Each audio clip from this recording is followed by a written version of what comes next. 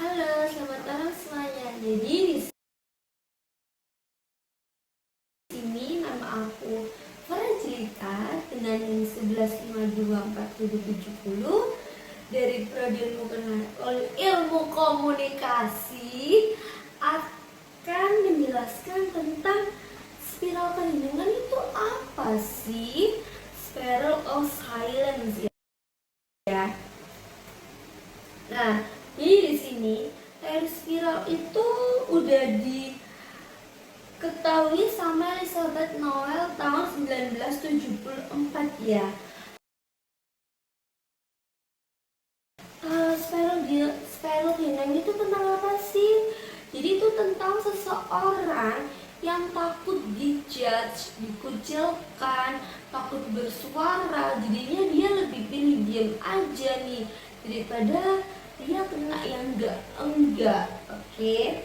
Terus next selanjutnya ini tentang bagaimana spiral keheningan terjadi. Nah, nomor 1, orang melihat opini mana yang dominan di publik. Sama yang kedua, kalau opininya beda, muncul rasa takut, dikucilkan. Lalu nomor 3, akhirnya orang itu memilih diam. Dan nomor 4, diamnya mereka bikin opini mayoritas makin kuat. Spiral makin besar nih. Contoh kasus nyatanya nih, biasanya tuh kalian pernah nggak sih ngerasain kayak aku nih takut ngomong banget, aku nggak bisa deh kayaknya menyuarakan apa yang ingin aku omongin ke mereka. Biasanya tuh bisa banget kita temuin di circle pertemanan kalian, di kuliah, sekolah, ataupun juga kerjaan, di lingkungan sekitar kalian. Biasanya kalian bisa ngerasain rasa takut itu banget. Terus yang ketiga, kenapa sih teori ini tuh dari teori ini? Nah, ketakutan akan isolasi. Contohnya misal kayak di dalam sebuah kelas ini ada 15 orang. Nah, 14 orang ini lebih suka sama sinetron Asmara Genzi. Sedangkan salah satu dari kalian, aku lebih suka sama acara TV Mama Dede. Aku nih mau bilang kayak, hai guys, aku sebenarnya lebih suka sama acara ini loh. Cuman karena aku udah takut duluan, jadi aku lebih pilih diam dan ikutin alur kalian. Lalu yang kedua ada juga persepsi mayoritas. Aku kasih juga contoh di dalam sebuah kelas ya. Jadi di dalam sebuah kelas itu kayak misal lagi ada tentang event kelas gitu loh. Jadi itu butuh sama kerja kelompok semua anak kelas. Dan di situ sebenarnya aku ini mau bilang, aku ini punya ide plan B loh. Cuma waktu aku bilang, kok aku kalah suara ya sama yang lebih dominan, sama yang lebih anak-anak ini. Terus akhirnya aku disepelein. Jadi ya udah aku dikucilkan gitu loh, kayak aku kayak nggak didukung gitu sama lingkungan sekitar aku. Padahal aku cuma pingin ngungkapin loh. Tapi kenapa ya kok aku disepelein? Lalu yang ketiga ada juga yang namanya spiral diam. Dimana sebenarnya aku pingin ngomong di dalam sebuah kelas, waktu kalian diskusi, aku pingin ngomong nih, aku punya plan gini. Cuman karena ada kejadian sebelumnya dan itu salah satunya teman aku sendiri yang udah coba ngomong, kok malah nggak ada harganya ya, kok nggak ada respect-respectnya ya, jadi aku milih diam. Nah, karena hal itu makin bikin yang namanya spiral diam itu makin gede dan bikin opini mayoritas itu jadi lebih dominan. Lalu yang keempat ada juga yang namanya peran media. Aku kasih contoh ya, misalnya kita pakai Selebgram, kayak review gitu Tasya Farasa. Nah, dia tuh lagi nge-review brand lokal kayak Azarin misalnya skincare. Dia bilang kayak, oh ini approve banget sih guys, ini beneran bagus. Dan banyak banget netizen yang bilang, oh iya sih ini bagus. Sedangkan aku yang udah juga coba, kok di kulit aku kayak berjerawat, gak bagus banget ya. Nah waktu aku udah coba ngomong di kolom komentar kayak ngomong, maaf kayaknya nggak cocok di aku malah diserang, malah dikatain kayak, lu nggak tahu skincare ya. Padahal kalau kita tahu lagi, tipe kulit orang itu kan beda-beda. Nah terus kenapa sih kok mereka takut dikucilkan?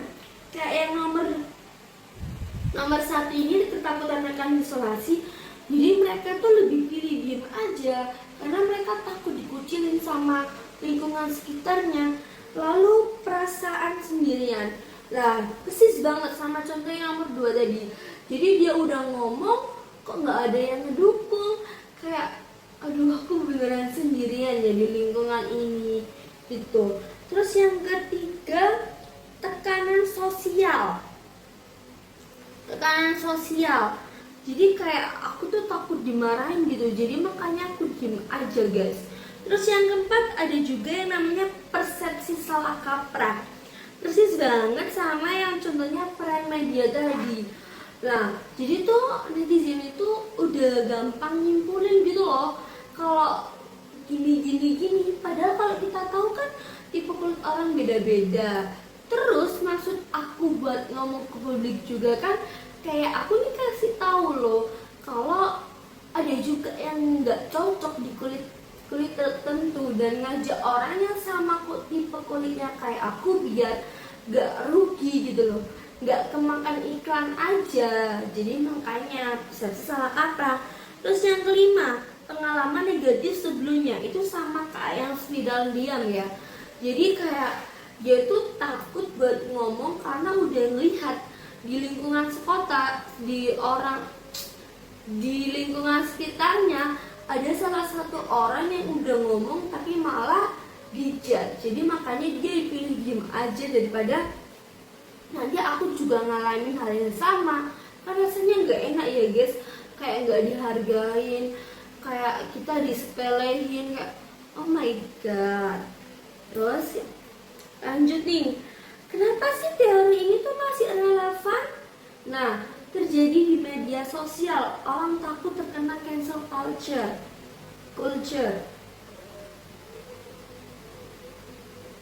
Kayak misalnya nih, kalian kemarin itu masih itu nggak sih yang masalah apa tuh coblosan itu yang presiden tahun lalu. Jadi itu banyak banget pro dan kontra antara coblos Pak Prabowo, Pak Anies yang ngatain anak abah dan ini. Sampai pernah aku lihat kasus itu sampai kena cancel culture karena mereka dukung salah satu 3 calon ini tadi ya guys. Terus yang kedua ada namanya relevan di lingkungan sekitar seperti kelas atau tempat kerja dan keluarga. Itu tuh pasti kalian pernah banget yang namanya ngalamin kayak oke, aku pilih diem aja, aku nggak berani ngomong. Aku kalau ngomong udah pasti nggak dihargain, makanya aku diem dan keep silence gitu.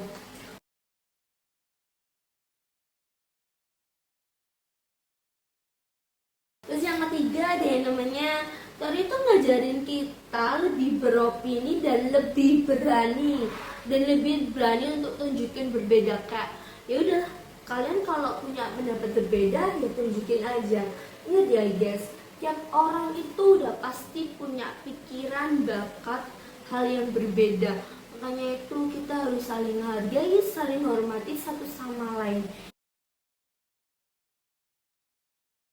Intinya teori ini tuh ngajak kita kayak lo harus lebih berani, harus lebih kuat lagi, buktiin ke mereka kalau opini kamu itu juga oke loh daripada yang lebih dominan. Oke.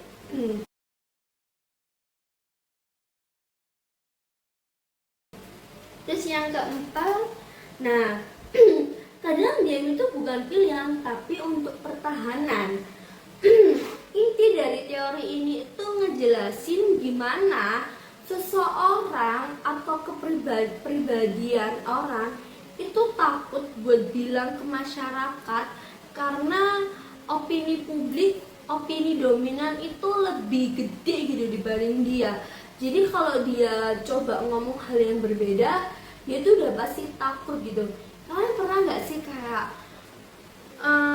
ngalamin kayak misalnya kalian coba ngomong kayak di sosmed gitu, kayak contoh kecilnya di Twitter deh.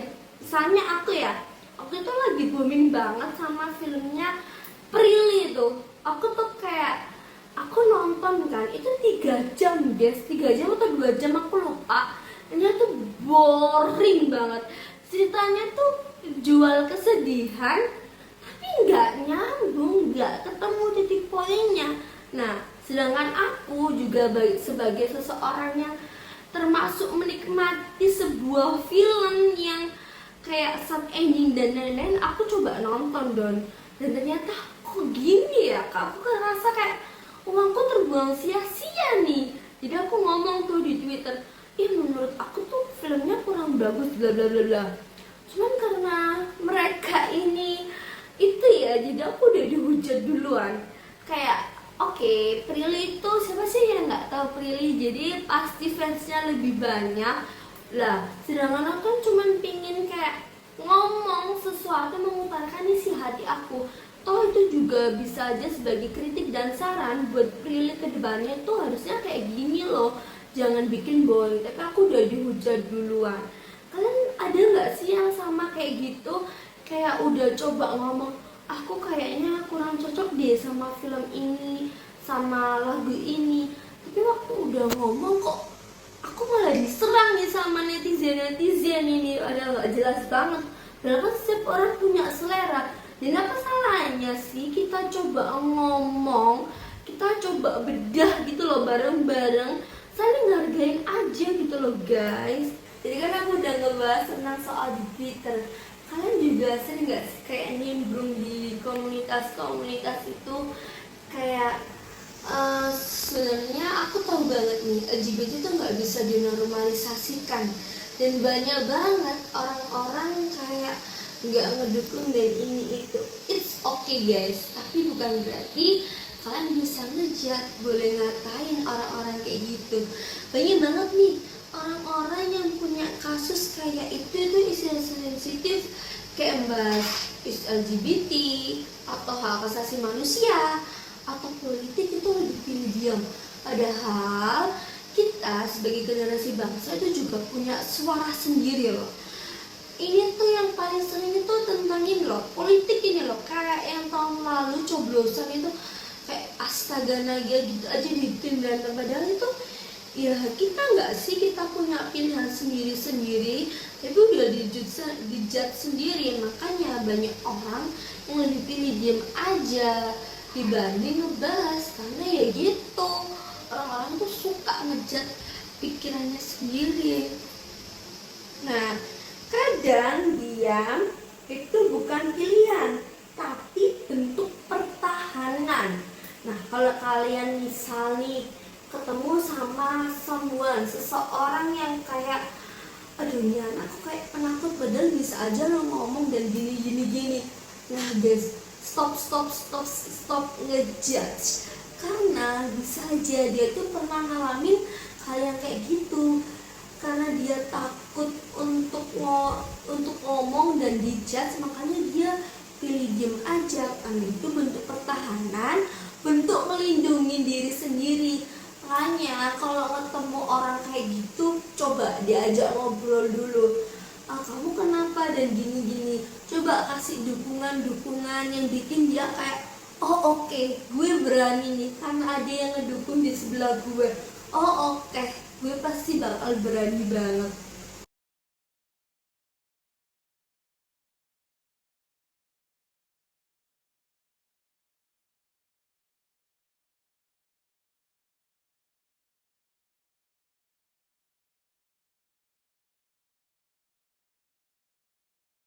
Oke, jadi tadi aku udah ngejelasin nih tentang Spiral of Silence.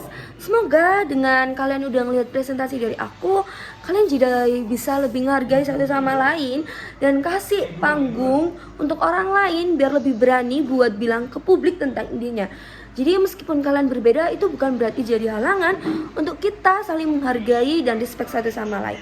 Oke, selamat malam dari aku. Semoga dengan presentasi ini bisa membuat kita jadi pribadi yang lebih baik dan saling dukung satu sama lain.